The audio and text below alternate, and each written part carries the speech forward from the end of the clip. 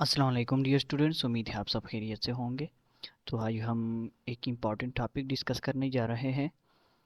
आज के लेक्चर में हम डिस्कस करेंगे कि ऑस्मोसिस क्या है और ये किस तरह होता है, और साथ में हम डिस्कस करेंगे कि हाइपोटोनिक और आइसोटोनिक और हाइपरटोनिक सॉल्यूशंस क्या है। डायग्राम के ज़रिए मैं इंशाल्लाह आप लोगों को बताऊंगा। तो देखते हैं पहले ऑस्मोसिस। ऑस्मोसिस क्या है? ऑस्मोसिस डिफ्यूजन ही की एक टाइप है जिसमें क्या होता है, मॉलिक्यूल्स की मूवमेंट होती है from higher concentration to lower concentration. लेकिन इसमें याद रखिए कि इस ऑस्मोसिस में क्या होता है, ये डिफ्यूजन ही होता है, लेकिन इसमें ये होता है कि सॉल्वेंट क्या होगा, सॉल्वेंट वाटर होता है। और साथ में जो मॉलिक्यूल्स की मूवमेंट होती है वो उनको क्रॉस करना होता है, सेमी परमिएबल मेम्ब्रेन को क्रॉस करना होता है। जिन मॉलिक्यूल जो हायर से लोअर कंसंट्रेशन में जाते हैं, तो जब हायर से लोअर कंसंट्रेशन में जाते हैं तो उनको मॉलिक्यूल्स को क्या करना होगा, सेमी परमिएबल मेम्ब्रेन को पास करना होगा। ठीक है, सेमी परमिएबल मेम्ब्रेन पर से पास करना होगा। ठीक है, वो सेमी परमिएबल मेम्ब्रेन से गुजरना होगा। तो इसको हम क्या कहते हैं, ऑस्मोसिस कहते हैं। डायग्राम के जरिए मैं आप लोगों को बताता हूँ ये क्या है। अ, ये सेल का अंदर का हिस्सा है ये, और ये सेल के बाहर का हिस्सा है। तो यहाँ पे क्या है, वाटर मॉलिक्यूल्स ये आप लोगों को दिखाई दे रहे हैं, ये बहुत कम है, एक दो तीन चार पाँच। पाँच क्या है, ये वाटर मॉलिक्यूल है। और ये कितने हैं, ये बहुत ज़्यादा है, बहुत सारे हैं इधर सेल के अंदर। तो यहाँ सेल के अंदर इनकी कंसंट्रेशन ज़्यादा है और यहाँ पर इनकी कंसंट्रेशन कम है। तो हायर से लोअर की तरफ जाते हैं।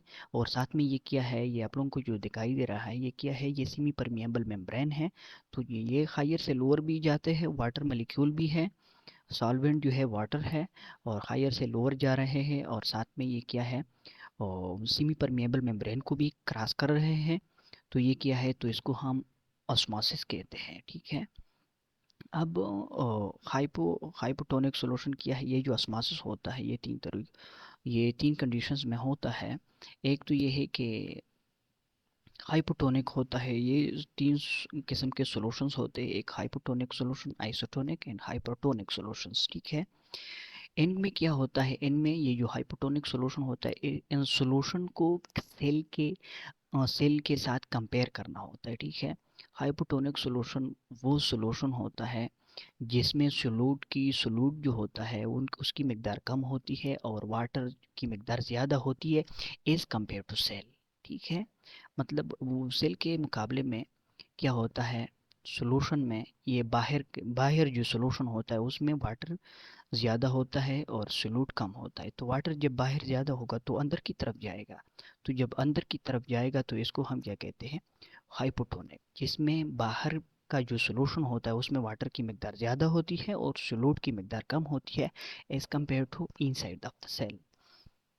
तो इस कंडीशन में क्या होता है, वाटर अंदर की तरफ जाता है और ये जो प्लांट का वैक्यूल होता है इसमें स्टोर हो जाता है, और ये क्या हो जाता है, सेल जो होता है ये टर्गेट हो जाता है।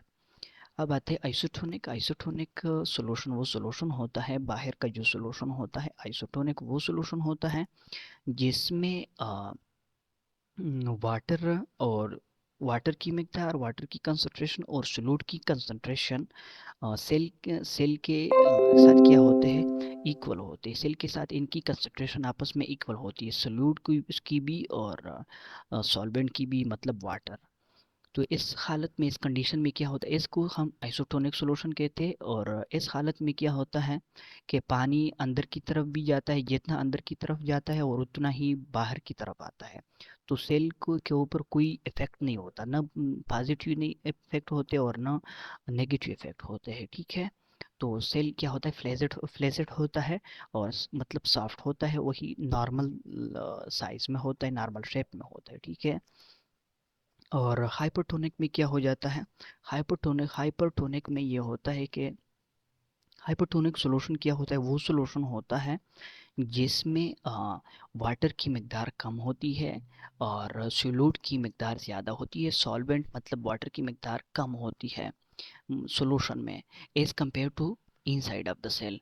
तो जब सेल से उनके सेल के मुकाबले में बाहर का जो सोल्यूशन है उसमें वाटर की मिकदार कम होगी, तो वाटर क्या होगा, लाजमी बात है कि वाटर बाहर की तरफ जाएगा, बाहर सेल से बाहर की तरफ वाटर जाएगा। जब बाहर की तरफ से सेल से बाहर की तरफ वाटर जाएगा तो क्या होगा, सेल के अंदर जो वाटर होगा वो कम हो जाएगा। जब कम हो जाएगा तो इसमें क्या हो जाएगी, सेल प्लाज्मोलाइज्ड हो जाएगा, प्लाज्मालिसिस वाक़या और प्लाज्मोलाइसिस वाक़या हो जाएगी। ठीक है, तो हाइपोटोनिक में सॉल्यूशन में इस कंडीशन में ये होता है, सेल श्रिंक हो जाता है। ठीक है, तो ये था आज का हमारा टॉपिक, ऑस्मोसिस और साथ में हाइपोटोनिक, आइसोटोनिक और हाइपरटोनिक सॉल्यूशन। उम्मीद है आप लोगों को अच्छी तरह समझ में आया होगा, और अगर फिर भी कोई क्वेश्चन हो तो कमेंट में आप लोग पूछ सकते हैं। और अपने लिए चैनल को सब्सक्राइब कर दें ताकि मेरे नए वीडियोज़ आप लोगों को टाइम पे मिलते रहे। अल्लाह हाफ़िज़।